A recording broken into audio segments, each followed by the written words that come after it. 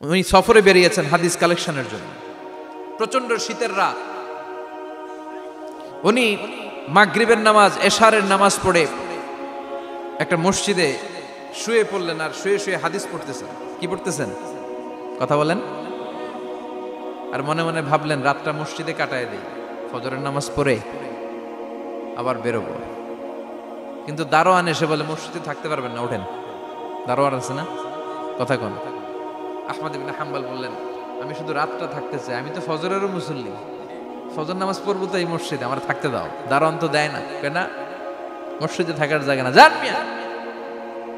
উনি যে আহমদ ইবনে হাম্বল এটা চিনে নাই, থাকতে দেয় না। কি করবে এখন? উনি কাঁথা গুছিয়ে হাদিসের কিতাব নিয়ে কাঁধের মধ্যে ব্যাগ নিয়ে মসজিদ থেকে বেরোয় গেলেন। কি আর করবেন, প্রচন্ড শীত, আর কাঁপতেছেন, বুড়ো মানুষ। পথিমধ্যে দেখলেন বাজার, বাজার একজন খাব্বাজ, শাবুন খাব্বাজ, যুবক রুটি বিক্রেতা। সে রুটি বিক্রি করে, চুলার মধ্যে রুটি সেকে। সে যে সালাম দিল, আসসালামু আলাইকুম। যুবক বলে, ওয়ালাইকুম আসসালাম। আহমদ ইবনে হাম্বল বলে, যুবক আমার যাওয়ার জায়গা নেই, সফরে বেরিয়েছি, খুব শীতে কষ্ট পাচ্ছি, রাতে যদি তোমার এই চুলা থেকে একটু আগুন পোহাই কোনো সমস্যা? যুবক বলে, না না সমস্যা না, আহলান ওয়া সাহলান, খোশ আমদেদ, আসেন আসেন, আপনি আগুন পোহাইলে আমার সমস্যা কি? সুবহানাল্লাহ পড়েন। আল্লাহ শুকরিয়া করে উনি বসলেন আর আগুন পোহাচ্ছেন। আর খেয়াল করলেন যুবক রুটি বানায় আর পরে আস্তাগফিরুল্লাহ, রুটির দলা বানায় পরে আস্তাগফিরুল্লাহ, খামির বানায় আর পরে আস্তাগফিরুল্লাহ, রুটি নিয়ে উনুনের ভিতরে চুলার ভিতরে সেকা দেয় আর পরে আস্তাগফিরুল্লাহ। দোকানদারের কাছে কেউ আসলেই সে রুটি দেয় আর পরে আস্তাগফিরুল্লাহ। ক্রেতার কাছ থেকে টাকা নিয়ে ক্যাশ বক্সে রাখে আর কি পড়ে? আবার রুটি বানানো শুরু করে আর কি পড়ে? খালি এইটাই পড়তেছে। ইমাম আহমদ ইবনে হাম্বল তো অবাক, কিরে এটা আবার কেমন যুবক, খালি আস্তাগফিরুল্লাহ। উনি প্রশ্ন করলেন, যুবক ঘটনা কি? আসার পর থেকেই তোমার দেখতেছি তুমি রুটি বানাও, রুটি বিক্রি করো আর পড়ো আস্তাগফিরুল্লাহ, মালাকা ইয়া শাবাব। যুবক বলে, আস্তাগফিরুল্লাহ আমার সবচেয়ে বেশি পছন্দের আমল, আমি সব সময় আঠার মতে ইস্তেগফারের সাথে লেগে থাকি আর সব সময় পড়তে থাকি আস্তাগফিরুল্লাহ, আর এর বদৌলতে আল্লাহ আমারে মুস্তাজাবুদ দাওয়া বানিয়ে দিয়েছে। আহমদ ইবনে হাম্বল তো অবাক, আনতা মুস্তাজাবুদ দাওয়া, তুমি মুস্তাজাবুদ দাওয়া, রুটিওয়ালা। আমি এত বছর হাদিস পড়াই, আমিও তো মুস্তাজাবুদ দাওয়া না, আর তুমি রুটি বেচো বাজারে, তুমি মুস্তাজাবুদ দাওয়া, তুমি দোয়া করলে সব কবুল হয়ে যায়। যুবক বলে, না আনা মুস্তাজাবুদ দাওয়া, আমি আমার জীবনে যত দোয়া করেছি কবুল করে নিয়েছে কে? সব দোয়া কবুল করে নিয়েছে আল্লাহ, একটা দোয়া ছাড়া। কয়টা? আহমদ ইবনে হাম্বলের কৌতূহল, কিউরিসিটি আরো বেড়ে গেল। কি? সব দোয়া কবুল হয়েছে, একটা দোয়া ছাড়া। মাযালিকা দোয়া ইয়া শাব, কি সেই দোয়া? যুবক এবার বলতে শুরু করলো, আমার জীবনে যে দোয়াটা আল্লাহ কবুল করে নাই সেটা হচ্ছে আমি আল্লাহর কাছে অনেক চেয়েছি, অনেক দোয়া করেছি যে আল্লাহ, শুনেছি এই জামানার সবচেয়ে বড় মুহাদ্দিস, তার নাম নাকি ইমাম আহমদ ইবনে হাম্বল। আল্লাহ তোমার কাছে আমার চাওয়া, আমি যেন এই ইমাম আহমদ ইবনে হাম্বলের দেখে মরতে পারি, আমি যেন ইমাম আহমদ ইবনে হাম্বলের হাতে হাত রেখে মুসাফা করতে পারি আর তার কপালে একটা চুমু এঁকে দিতে পারি। আহমদ ইবনে হাম্বল আবেগপ্রবণ হয়ে গেলেন, চোখের পানি ছেড়ে দিলেন, বললেন, যুবক তোমার এই দোয়াটাও কবুল হয়ে গিয়েছে। আহমদ ইবনে হাম্বলের দেখার সাক্ষাৎ পাওয়ার জন্য আহমদ ইবনে হাম্বলের বাড়িতে তোমার যাওয়ার দরকার নাই, আহমদ ইবনে হাম্বল তোমার দরবারে ছুটে এসেছে। আনা আহমদ ইবনে হাম্বল মুহাদ্দিসুদ দাহর, আমি নিজেই আহমদ ইবনে হাম্বল। যুবক চোখের পানি ছেড়ে দেয়, আহমদ ইবনে হাম্বল চোখের পানি ছেড়ে দেয়। যুবক চিৎকার মেরে ইমাম আহমদ ইবনে হাম্বলকে জড়িয়ে ধরে, হাতে হাত রেখে মুসাফা করে, কপালের মধ্যে চুমু খায় আর আল্লাহর শুকরিয়া করে বলে, ও ইমাম, আসলে এই দোয়াটাও আল্লাহ আজকে কবুল করে নিল। বিশ্বাস হয়? সবসময় ইস্তেগফার পড়লে আপনার দোয়াগুলোর এইভাবে কবুল করে নিবে কে? এই পাঁচটা জিনিস পাবেন সবসময় যদি ইস্তেগফারের সাথে লেগে থাকেন। রাজি আছেন তো? এজন্য বিশ্বনবী সব সময় নামাজে সালাম ফিরানোর পরে পড়তেন আস্তাগফিরুল্লাহ। কি পড়তেন? 3 বার পড়তেন আস্তাগফিরুল্লাহ, আস্তাগফিরুল্লাহ, আস্তাগফিরুল্লাহ। পড়তে রাজি আছেন? ইস্তেগফারের অনেকগুলো আলফাজ আছে, সবচেয়ে ছোট ইস্তেগফার হচ্ছে এটা, আস্তাগফিরুল্লাহ, আস্তাগফিরুল্লাহ।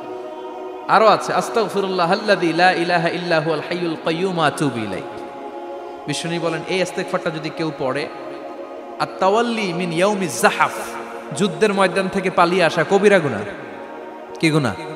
কাফেরদের সাথে যুদ্ধ, আমি তাগড়া যুবক, তলোয়ার নিয়ে নেমেছি, আমার দেহের এক ফোঁটা রক্ত থাকা পর্যন্ত আমি যুদ্ধ চালিয়ে যাব, আমি ফিরে আসতে পারবো না, আইনটা কার? ফিরে আসলে কবিরা গুনাহ। বিশ্বনবী বলেন যুদ্ধের ময়দান থেকে ফিরে এসেছে এরকম কবিরা গুনাহ অবলম্বনকারীও যদি আস্তাগফিরুল্লাহ আল্লাযী লা ইলাহা ইল্লা হুয়াল হাইয়ুল কাইয়্যুম ওয়া আতুবু ইলাইহি পড়ে, ওই কবিরা গুনাহকারীকেও ক্ষমা করে দিবে কে? পড়তে রাজি আছেন তো? আবার সাইয়েদনা আবু বকর বললেন, ইয়া রাসূলুল্লাহ আল্লিমনি দুআআন আদউ বিহি ফি সালাতি, এমন দোয়া আপনি আমারে শিক্ষা দেন যেই দোয়াটা আমি নামাজে পড়তে পারি। বিশ্বনবী বললেন, পড়ো আল্লাহুম্মা ইন্নী যালামতু নাফসি যুলমান কাসীরান ওয়া লা ইয়াগফিরুয যুনুবা ইল্লা আনতা ফাগফিরলি মাগফিরাতাম মিন ইনদিক ইন্নাকা আনতাল গফুরুর রহিম। সুবহানাল্লাহ পড়েন। এটাও ইস্তেগফার। আমরা এটার বলি দোয়া মাসুরা, সালাম ফেরানোর আগে পড়ি না? যেখানেই ক্ষমা চাওয়ার কথা আছে ওইটারই কি বলে?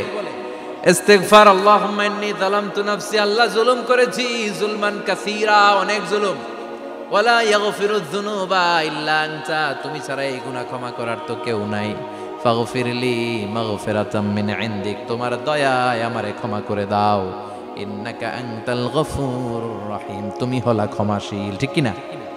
এটাও ইস্তেগফার, এটাও পড়বেন। আরে সব ইস্তেগফারের শ্রেষ্ঠ ইস্তেগফারের নাম সাইয়্যিদুল ইস্তেগফার। যত ইস্তেগফার হতে পারে এর মধ্যে সবচেয়ে শ্রেষ্ঠতম ইস্তেগফার নাম কি?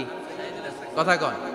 বুখারীর বর্ণনা, শাদ্দাদ ইবনে আউস রাদিয়াল্লাহু তাআলা আনহু বর্ণনা করেন, এই সাইয়্যিদুল ইস্তেগফার দিনের বেলা যে পড়বে ওই দিনে মারা গেলে সে জান্নাতি।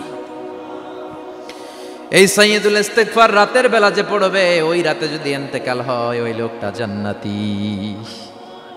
মুখস্থ আছে না? কার কার মুখস্থ হাত তুলেন। মাশাআল্লাহ, তাবারাকাল্লাহ, মাশাআল্লাহ, মাশাআল্লাহ। আর যাদের নাই তাদের হোমওয়ার্ক, তাদের আল্লাহুম্মা আনতা রাব্বি লা ইলাহা ইল্লা আনতা খালাকতানি ওয়া আনা আবদুক ওয়া আনা আলা আহদিকা ওয়া ওয়া'দিকা মাস্তাতা'তু আউযু বিকা মিন শাররি মা সানা'তু আবু'ু লাকা বিনি'মাতিকা আলাইয়া ওয়া আবু'ু লাকা বিযামবি ফাগফিরলি ফাইন্নাহু লা ইয়াগফিরুয যুনুবা ইল্লা আনতা। সুবহানাল্লাহ পড়েন। আজকে রাতে পড়ছেন, মারা গেলে জান্নাতি। চিল্লায় পড়েন না আল্লাহু আকবার। এজন্য বিশ্বনবী বলেন আমার আগের গুনাহ মাফ, পরের গুনাহ মাফ, তারপরেও প্রতিদিন আমি 70 বার তওবা ইস্তেগফার পড়ি। আজকে থেকে পড়তে রাজি আছেন তো? বেশি বেশি ইস্তেগফার পড়া যাবে না? একটু প্রাণ খুলে দিল খুলে আওয়াজ করে পড়েন তো আস্তাগফিরুল্লাহ। আর জোরে পড়েন আস্তাগফিরুল্লাহ। আবার সবাই পড়েন আস্তাগফিরুল্লাহ। সব সময় তওবা ইস্তেগফার যারা পড়ে তাদেরকে পছন্দ করে কে? সব সময় জিকির করে করে জিহ্বাটারে যারা ভিজিয়ে রাখে তাদেরকেও পছন্দ করে কে? আল্লাহ বলেন ওয়াজকুর রাব্বাকা ফি নাফসিকা তাদাররুআন ওয়া খীফাতান ওয়া দুনাল জাহরি মিনাল কওলি বিল গুদুবি ওয়াল আসাল ওয়া লা তাকুম মিনাল গাফিলিন। সুবহানাল্লাহ পড়েন। আল্লাহ বলেন ওয়াজকুর রাব্বাকা ফি নাফসিক, আল্লাহরে মনে মনে ডাকো, তাদাররুআন ওয়া খীফা, আল্লাহর জিকির করতে আল্লাহ বলেছেন ফি নাফসিক। বুঝতেছেন না অর্থ? ফি নাফসিকা, মনে মনে আল্লাহর জিকিরটা করো। তাদাররুআন ওয়া খীফা, তাদাররুআ মানে বিনয়ের সাথে, with full of humility, submission and humbleness, বিনয়ের সাথে আল্লাহর ডাকো। ওয়া খীফা, গোপনে গোপনে ডাকো। দুনাল জাহারি মিনাল কওল, চিৎকার চেঁচামেচি করে ডেকো না। কার কথা? আওয়াজ করে